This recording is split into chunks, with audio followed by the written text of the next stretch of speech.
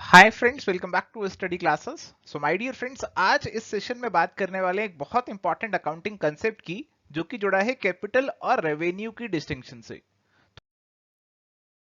चलिए जी, now let's talk about capital versus revenue distinction. So my dear friends, हमारे business के अंदर हम बहुत सारी ट्रांजेक्शन्स कर रहे हैं। हम फर्नीचर भी खरीदते हैं, मशीनरी भी खरीदते हैं, स्टॉक भी खरीदते हैं, अब सैलरी भी पे करते हैं। तो बहुत सारी ट्रांजेक्शन्स हो रही हैं। तो अब यहां पे उनको हम डिस्टिंग्विश करते हैं कैपिटल और रेवेन्यू के अंदर। अब कैपिटल और रेवेन्यू के अंदर उनको क्यों डिस्टिंग्विश किया जाता है? क्योंकि हमें देखना होता है कि वो ट्रांजैक्शन हमारी बैलेंस शीट में जाएगी या प्रॉफिट एंड लॉस अकाउंट में जाएगी। ये तो समझ लिया ना हमने कि एंड में दो बनेंगी, एक पी एंड एल अकाउंट बनेगा, एक बैलेंस शीट बनेगी। तो अब हमें पहचानना है कि कौन सी ट्रांजैक्शन बैलेंस शीट की है, कौन सी प्रॉफिट एंड लॉस अकाउंट की है, और उसके लिए डिस्टिंक्शन करना जरूरी हो जाता है। बहुत इंपॉर्टेंट टॉपिक है एग्जामिनेशन पर्सपेक्टिव से, और इसको बिल्कुल ध्यान से आपने सुनना है और समझना है। जो रेवेन्यू नेचर की आपकी आइटम्स होती हैं, उनको लेकर जाते हैं प्रॉफिट एंड लॉस अकाउंट के अंदर, और उनके बेनिफिट हमें एक ही साल के लिए मिलने वाले हैं। जैसे मान लीजिए आपने रेंट पे किया, तो रेंट आपने इस साल के लिए पे किया, एक महीने के लिए पे किया, तो तब तक के लिए ही बेनिफिट मिलेगा। आपने सैलरी दी किसी महीने की एम्प्लॉइज को, तो तब तक के लिए ही बेनिफिट मिलेगा। आप कुछ सामान लेकर आए आगे बेचने के लिए, तो जब तक सामान है तब तक के लिए आपको बेनिफिट मिलेगा, फिर ये सामान आपका चला जाएगा। तो it is revenue expenditure. But यहां पे अगर आपने एक मशीनरी खरीदी, अगर आपने एक फर्नीचर खरीदा, अगर आपने एक बिल्डिंग खरीदी, इसका फायदा आपको आने वाले कई सालों के अंदर मिलेगा, और इसीलिए इसको हम लेकर जाते हैं हमारी बैलेंस शीट के अंदर एसेट साइड पे, और इन्हें यहां पे कैपिटल एक्सपेंडिचर बोला जाता है। कैपिटल एक्सपेंडिचर आपके लिए एक से ज्यादा अकाउंटिंग पीरियड में फायदा लेकर आने वाले हैं, और यहां पे इनको हम अपनी बैलेंस शीट में लेकर जाते हैं। हालांकि इनके ऊपर डिप्रीसिएशन जरूर चार्ज किया जाता है, जो कि हर साल प्रॉफिट एंड लॉस अकाउंट में डालते हैं। रेवेन्यू एक्सपेंसेस के एग्जांपल दिए, आपने गुड्स खरीदे, आपने सैलरी दी, आपने रेंट दिया, तो ये सारे रेवेन्यू एक्सपेंसेस हैं। आपने कोई फिक्स्ड एसेट खरीदा, it is a capital expenditure. तो ये कैपिटल और रेवेन्यू का डिस्टिंक्शन ब्रॉडली अब आपको समझ में आ गया होगा। My dear friends, examination perspective से हमें बहुत डिटेल में समझना जरूरी है इन कैपिटल और रेवेन्यू एक्सपेंडिचर्स के बारे में। तो कंसीडरेशंस क्या होंगी डिटरमाइन करने में कि हमारा कोई खर्चा रेवेन्यू है या एक्सपेंडिचर है, उन्हें एक बार यहां पे देख लेते हैं।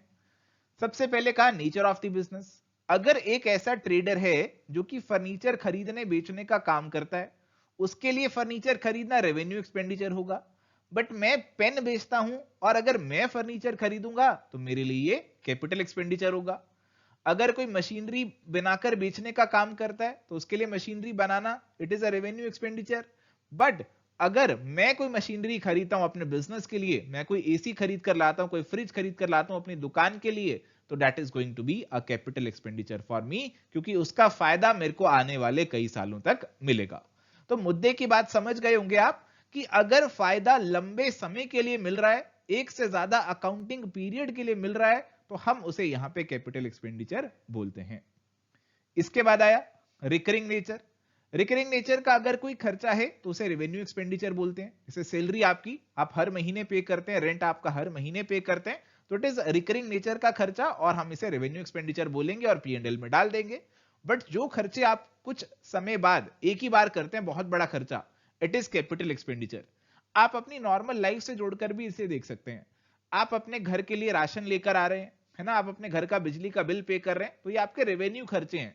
आपने नई मोटरसाइकिल खरीदी, आपने स्कूटर खरीदा, आपने नई गाड़ी खरीदी, आपने नई बिल्डिंग खरीदी, that is revenue, that is capital expenditure. तो ये डिस्टिंक्शन जो है वो आपको समझनी जरूरी है। जो रिकरिंग खर्चा है, रोजमर्रा का खर्चा है, इट इज रेवेन्यू। जो कभी कभी खर्चे होते हैं, उसे कैपिटल एक्सपेंडिचर बोला जाता है। फिर आया जी हमारे पास पर्पस। पर्पस क्या है? हमारे पास जो नॉर्मल नेचर का खर्चा है कि हमारा रूटीन चलता रहे, नॉर्मल बिजनेस चलता रहे, वो खर्चा हमारे पास है रेवेन्यू एक्सपेंडिचर। बट अगर आप चाहते हैं कि आपके पास कुछ बेहतर हो जाए, आपका एसेट और बेहतर हो जाए, और उस पर आप कोई खर्चा कर रहे हैं, नया एसेट लेकर आ रहे हैं, that is a capital expenditure.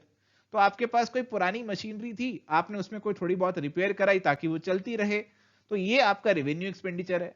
पुरानी मशीनरी थी, आपने उसकी बहुत अच्छे से बहुत तगड़ी वाली मेजर रिपेयर करा दी, अब उसकी कैपेसिटी भी बढ़ गई, it is a capital expenditure. Effect on revenue generating capacity, अगर कोई खर्चा आपकी रेवेन्यू जनरेटिंग कैपेसिटी को मेंटेन करके रखता है, it is a revenue expenditure. अगर कोई खर्चा आपकी रेवेन्यू जनरेटिंग कैपेसिटी को इंक्रीज कर देता है, it is a capital expenditure. जैसे मान लीजिए मेरा एक थिएटर है, मेरे थिएटर के अंदर अभी 100 सीट्स हैं, मैंने उसे तोड़कर 100 के साथ और 50 सीट्स लगा दी, अब 150 सीट्स हो गई। तो ये जो खर्चा मैं कर रहा हूं 150 सीट्स मैंने लगा दी, इससे फ्यूचर में मुझे ज्यादा रेवेन्यू अब अर्न होगा, so it is a capital expenditure. उस थिएटर की मैंने क्लीनिंग करा दी, उसमें कोई पेंट वेंट करा दिया रेगुलर बेसिस पे, तो ये नॉर्मल नेचर का खर्चा, it is a revenue expenditure. Materiality of the amount involve, कहा गया अगर बहुत बड़ा अमाउंट है, बहुत ज्यादा अमाउंट होता है, तो जनरली हमारा कैपिटल एक्सपेंडिचर होता है। कोई मशीनरी खरीद रहे हो, आप एसी फ्रिज खरीद रहे हो, तो काफी खर्चा करोगे। बट जो छोटे मोटे नॉर्मल रूटीन नेचर के खर्चे होते हैं कम अमाउंट के, उनको नॉर्मली रेवेन्यू एक्सपेंडिचर बोला जाता है। तो ये कुछ कंसीडरेशंस है जिनको आप कंसीडर करते हैं डिटरमाइन करने में कि कोई खर्चा आपका रेवेन्यू है या आपका कैपिटल है।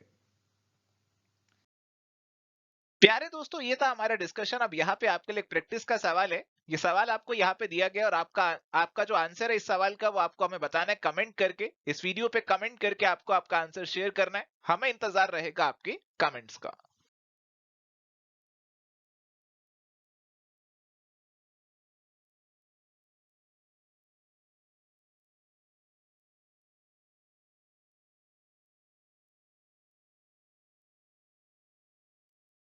सो थैंक यू प्यारे दोस्तों, आज के लिए इतना ही। अगर आपको ये सेशन पसंद आया, उम्मीद करता हूँ आपने इसे ऑलरेडी लाइक कर दिया होगा। हमारे चैनल पे नए हैं तो सब्सक्राइब भी कर लिया होगा। मिलते हैं नेक्स्ट सेशन में। Till then good bye, take care, all the best.